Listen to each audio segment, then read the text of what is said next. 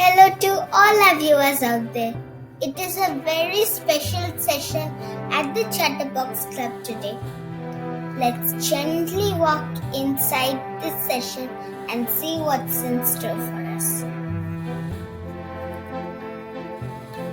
As we celebrate India's 74th Independence Day, we pay respect to all those great freedom fighters who gave up their lives to become free from the dominating British rule of 200 years. Although they fought a tough enemy, they were themselves very soft and loving towards their family members and our countrymen. Of them, Mohandas Karamchand Gandhi, our beloved Bapuji, was known all over the world for his non-violence. His legacy is still alive in our hearts and our culture. Known for his hermit-like lifestyle where he dressed only in a loincloth and shawl and weaved his own cotton yarn out of the spinning wheel or charkha, he showed us how rich yet simple our way of living can be. Gandhiji was also very close to his grandson Arun Gandhi and loved to spend time with him, imparting him valuable life lessons.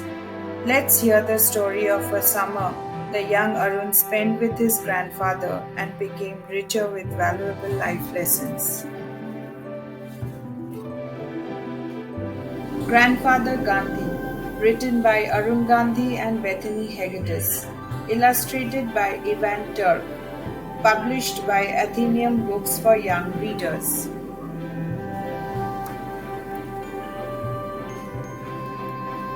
At the start of the book, we find a letter written by Bapuji to his grandson Arun, which says, December 17, 1945. Chai Arun, I think of you every day, but especially today during silence. Do you spin carefully at least 160 rounds daily? Is the yarn even? Do you yourself fix the spinning wheel? Do you keep a daily account? If you keep this one promise, you will learn a lot. Blessings to all of you from Bapu.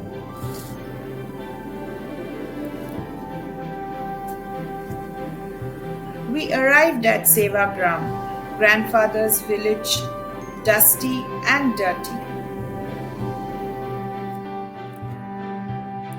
Father insisted we be taken straight to grandfather's hut.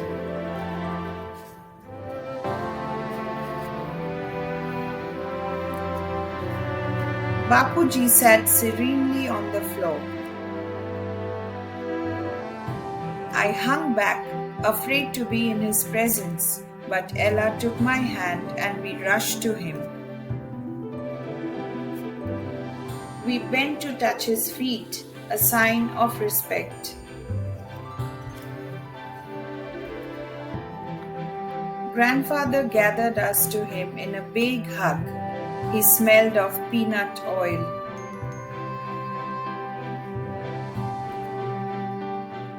Arun walked the entire way from the Wardha station, father said. Grandfather stood and smiled his toothless grin. That walk is a test of character. I am impressed. My heart swelled as big as a balloon. I had made grandfather proud.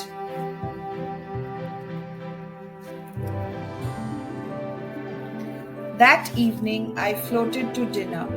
The tin bowls and utensils were used clanged, making a funny sounding music. I ate spoonful after spoonful of boiled pumpkin. It was mushy and bland, and I didn't like it, but what I liked less was sharing grandfather. Sevagram was filled with people. 350 followers lived here.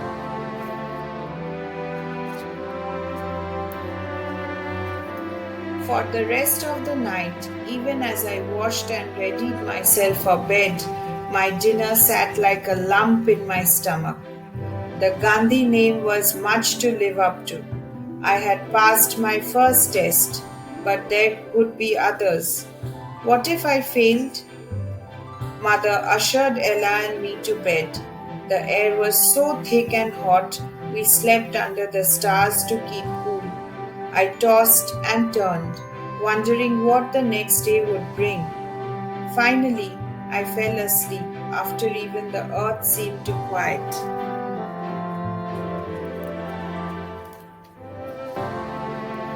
The next day, everyone awoke at 4 a.m. With the dark of early morning wrapped around us, we prayed. Silence filled the air. Everyone was still, but I was fidgety. The peace of prayer felt far away.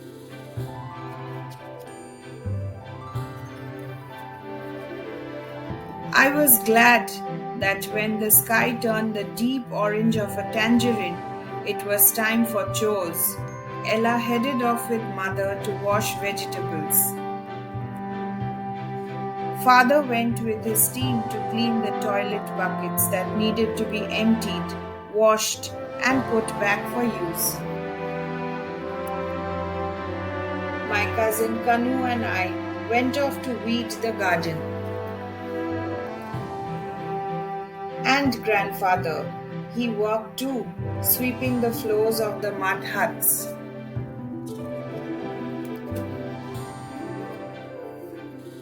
After chores, it was time for lessons. I met Bhanasalika, my tutor. We have much work to do, he said upon meeting me. Someone, maybe even grandfather, must have told him I didn't speak Gujarati well. I stared at my sandaled feet. At home, I spent my study time practicing John Wayne's swagger. But here at Sevagram, there would be no movies. There wasn't even electricity. No one knew who John Wayne was.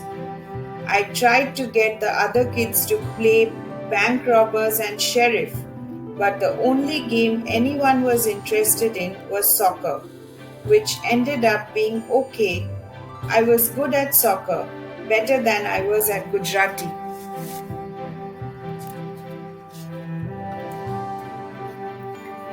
That first week went by in a blur. I saw grandfather many times, but for most of the day he worked in his hut.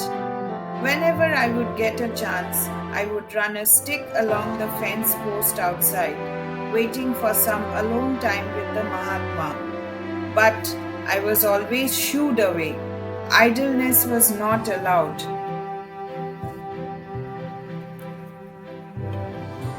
Early in our second week, grandfather found me. I didn't have to go looking for him. Will you walk with me? He asked.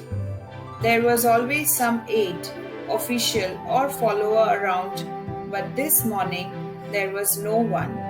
Lucky me.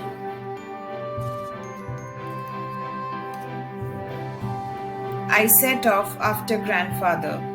His stride was quick, and each time he raised his walking stick, he asked me a question. He asked about my older sister Sita, about how Ella was behaving, and about life in South Africa, and the cruelty that came with being separated by race. Eventually, grandfather asked about me. How are you finding life here at Sevagram? The other kids tease me, and my tutor thinks I'm useless, I blurted out as the path before us turned. I try hard, but it is not enough. I stopped short of saying that I didn't feel like a Gandhi, that peace and stillness did not come easily to me. Even Gujarati did not come easily to me. Grandfather listened, and when I finished, he wiped his spectacles on his dhoti, put them back on, and looked me in the eye. Give it time, Arun. You will adjust and go on to good things. I have faith.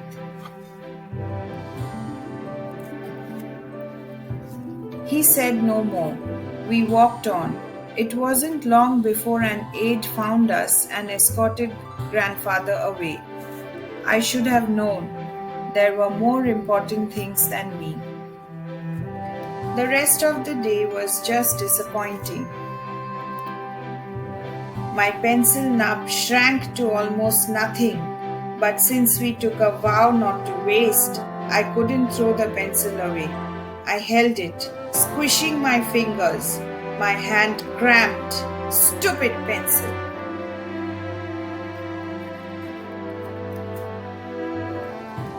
After lessons, with the sun high overhead, I was glad to head to the soccer field. I wanted to forget about the ashram rules, forget about being a Gandhi. We played hard as if the match really mattered. I was about to make a goal when Suman, an older boy, shoved me. His feet stole the ball as I lurched forward and fell face down in the dirt. Blood trickled from my lip. It tasted like tin. I snatched a rock and leaped up. "You did that on purpose," I shouted, "didn't you?" Kanu stepped forward. "It was an accident, Arun," my cousin said. "Calm down." But I didn't want to calm down. I wanted to throw the rock to hit Suman like he hit me.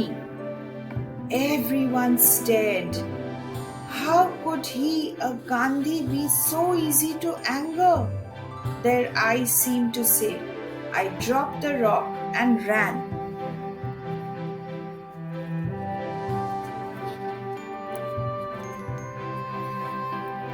"Bapuji," I cried. The same aide who had whisked grandfather away earlier was there. "What is it, Arun?" Grandfather set down his pen and pushed aside his many papers. It was wrong to come here. Grandfather had work to do, important work. I backed up to leave and grandfather bowed. "Namaste," he said, not to me, but to the aide, politely dismissing him. A moment later, we were alone. "Tell me what has you so upset," he said. I did. Out came what happened on the soccer field, getting pushed, the rock, everything. When I was done, my head throbbed. Grandfather didn't need to say it. I would never live up to the Mahatma. I would never be at peace.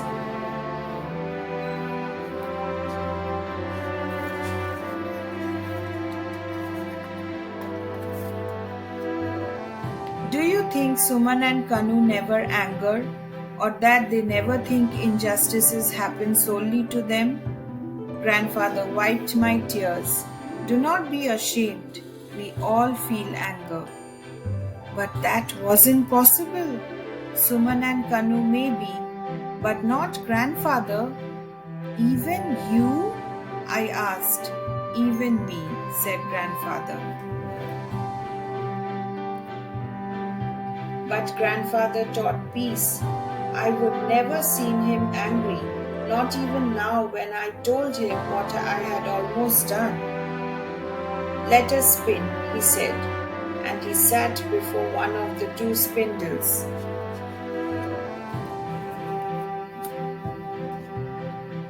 Grandfather wasn't one for riddles.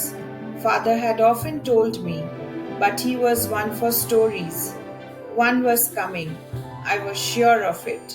I held the thin cotton thread between my thumb and forefinger, not moving as grandfather's fingers went to work. Have I not told you how anger is like electricity? I shook my head. It is. Anger can strike like lightning and split a living tree into two, he said. I saw myself on the soccer field, rock in hand, ready to strike. I saw the movie Cowboys and Their Guns. Or it can be channeled, transformed. A switch can be flipped and it can shed light like a lamp. I saw grandfather speaking before thousands. When grandfather was angry, he didn't lash out. He worked to make changes, lasting changes, for all, not just for himself. Then anger can illuminate. It can turn the darkness into light, grandfather said. That's what you do, I said quietly. Sure, I couldn't do the same. Arun, we can all work to use our anger instead of letting it use us.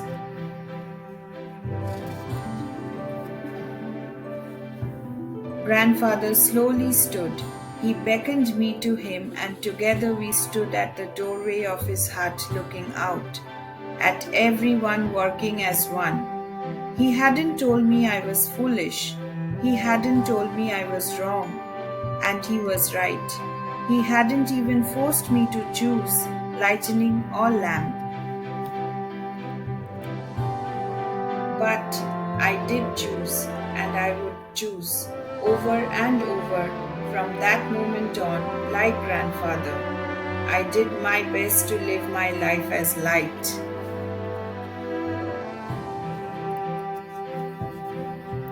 The end. The world we live in needs to heal from the wars that are fought, to the bullying epidemic, to mass killings by lone gunmen, to poverty, to hunger, and to other issues that contribute to internal anger being outwardly expressed in violent actions. It is our hope, Arun's and mine, that we each look inside to see where our anger, shame, and fear hides. And when we do so, that we lovingly channel those feelings into positive action. Each time we choose to act rather than react, to sit instead of strike, to listen instead of shout, we work to create peace. We help our world heal. Let us all learn to live our lives as light. Bethany Hegedus and Arun Gandhi. Please like, share and subscribe my channel for more fun videos. And feel free to email us at chatterboxclub88@gmail.com.